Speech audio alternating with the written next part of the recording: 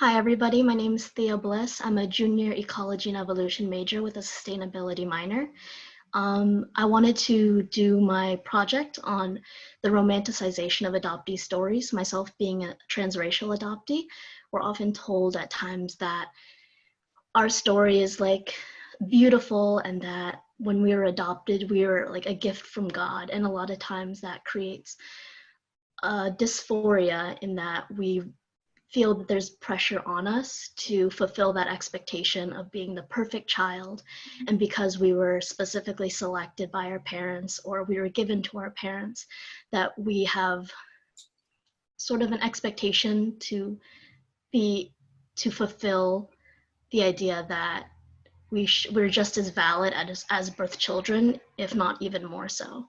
So I wanted to bring in our professional, Sina, and she's a professor at the university.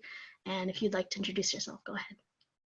Yeah, hi everyone. My name is Sina, and then I got my PhD in Women's Study in University of Maryland, College Park. Then my PhD dissertation is about transnational adoption. And currently I'm working as a lecturer at Georgetown University.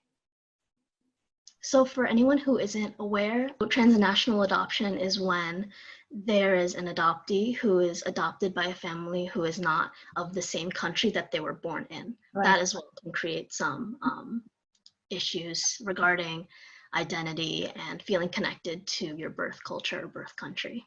Mm-hmm. So I wanted to ask you whether you thought that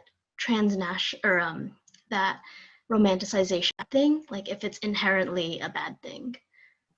Okay, so right, answering your question. So I just want to make sure that what romanticize means. So when you say romanticize adoptive stories, so do you think so? So do you mean what do you mean? Like, are you saying who romanticize whom? So what I'm referring to is sort of sensationalizing the story. In particular, the media will see adoptive families as like it's a beautiful story of this poor child in this country that was helpless, and they were taken by usually white parents, and they're seen as living a better life now that they're away from their birth parents. Mm-hmm. Yeah, the romanticizing or fetishizing of adoptee and birth parent stories, I guess, has a really long history. So there have been some research that how adoptive parents, usually white parents, how they romanticize their children's the culture, origin culture, and children's birth families. So there have been studies to critic about this kind of romanticizing. So, and yeah, I think romanticizing of this adoption story can be sometimes dangerous, okay, because it somehow hides. So it means that somebody can romanticize someone's story, right? Mm-hmm. It's not about fact. It's not about real story, right? Exactly. Somebody can choose what story I want to hurt or what story I want to create. Mm-hmm. So somehow it hides the real story of real people, right? Mm-hmm. So it can, cause some other other unexpected results. And then, yeah, and also because as you said, media only overrepresent certain stories, right? Mm-hmm. So they choose a certain story, right? So yeah, but for adoptees and then adoptive parents and then birth parents, I guess they deserve to know what real story is instead of romanticized story. Yeah, exactly. A lot of times the truth is muddled in that fantasy that the adoptee might think because they are unable to access the information about their adoption. Mm-hmm. So a lot of times family members will give that fantasy story as sort of an ideal for comfort, but what people don't realize is that there's complexity in it, that a lot of times it's not as healthy as it is to say that your birth parents weren't able to take care of you, or your birth parents didn't have the right environment for you, or that kind of narrative. Right. Yeah, good. I agree. So my next question, I wanted to ask about the romanticization or expectations of when adoptees pursue information about their birth parents, whether that romanticized narrative affects their desire to pursue the truth. It would give, because it's not a, like a real, fact, right? Mhm. Because it's like kind of romanticized story. So it's not based on a real transparent, process. So for adoptees, I guess when they are thinking about reunion, because this is not information they can trust, so it would give, it will lead them to have some kind of fear about what would happen, Mhm. what would the process would be. No, so they might have the fear of rejection, or they might, feel like they might be disappointed. Or Mhm. because of this romanticizing story, they might think, many romanticizing stories say, birth mothers, they were kind of victim, so they might had to, give up to me. So maybe, finding them, searching them is kind of my obligation as an adopted, Mhm. as of their children. But so if the foster, if they are hesitating, they might think this is, maybe I'm doing something bad thing to my birth mothers, right? Mhm. So all of these very complex emotion and fears, they have to carry, I guess, because of this romanticizing story. Yeah. Mhm. Mhm. Yeah, there's the romanticization of the story of their adoption, and also romanticization of that reunion. And a lot of times it can either go either way, Mhm. because people who are like sort of observers or witnesses of the adoption would say they either encourage adoptees to pursue that relationship with their birth parents, or they could be the opposite way and dissuade it and say you shouldn't look for your birth parents because you have this obligation to your adopted family, that they should be enough for you, and that they're not, that by looking for birth parents you could be insulting them, even though it's a lot more complex than that. Yeah, yeah.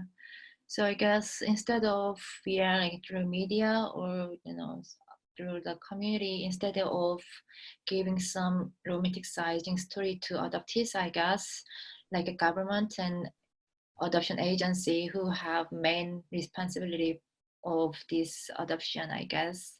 So they have to provide very educational and, educational information, like how the reunion process would like, and then Mhm. what can happen after that.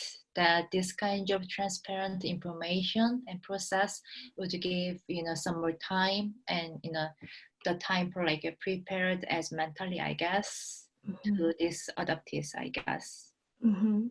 And again, back to the media, a lot of times the reunion stories that are put on the front lines are ones that were extremely like um, rare, that maybe the circumstances were very extreme and not common at all in adopted narratives. So people have those expectations that their adopted reunion is going to be something that's life changing, or that that's something they didn't expect at all. But a lot of times the truth lies in the information that you receive from the agencies rather than the media. Mhm, mhm. So I guess media somehow consume adoptees and their birth families story, I guess, instead of Mhm. they are delivering some, common story, I guess.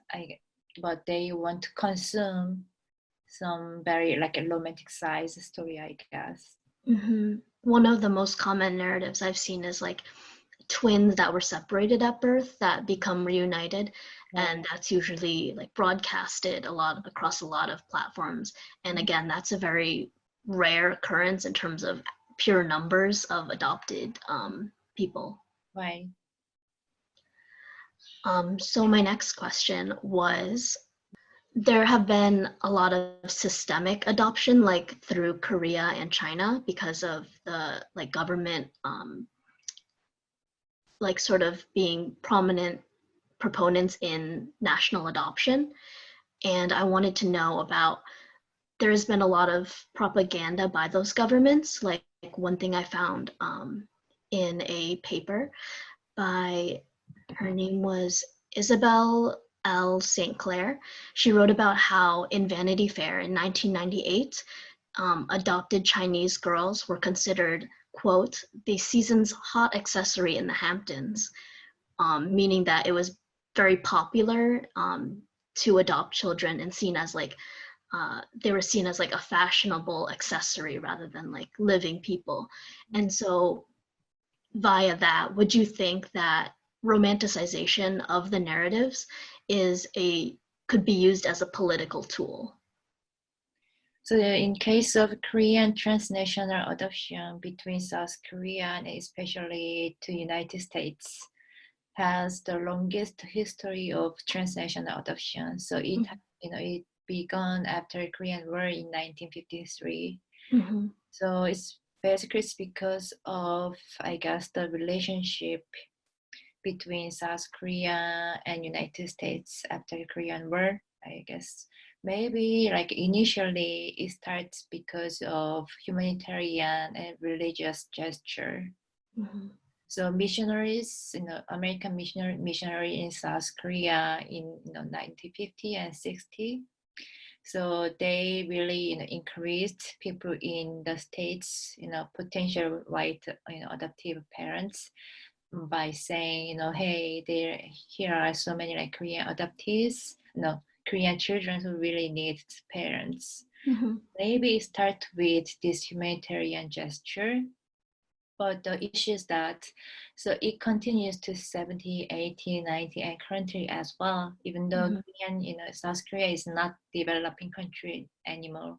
Mm-hmm. So for that, like to trace what happened, like what makes this kind of continuity of adoption, Korean adoption. So I could realize that it's because of adoption industry make really big monies. And then Korean government also, have some benefits from this, right? Mm-hmm. So it's more complicated story than I just, saying.